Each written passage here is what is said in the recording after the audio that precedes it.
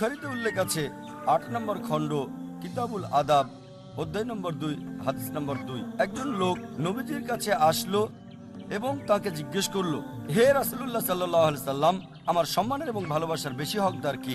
নবীজি বললেন, তোমার মা। লোকটি বলল, তারপর কে? নবীজি বললেন, তোমার মা। লোকটি আবার জিজ্ঞেস করলো, তারপর কে? নবীজি বললেন, তোমার মা। লোকটি চতুর্থবার জিজ্ঞেস করলো, তারপর কে? নবীজি বললেন, তোমার বাবা। তার মানে 4 ভাগের 3 ভাগ অর্থাৎ 75% যায় মায়ের দিকে এবং 4 ভাগের 1 ভাগ অর্থাৎ 25% যায় বাবার দিকে।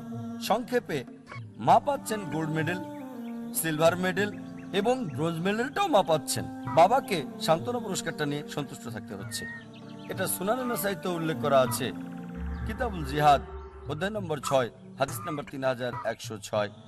নবীজি সাল্লাল্লাহু আলাইহি ওয়াসাল্লাম বলেছেন,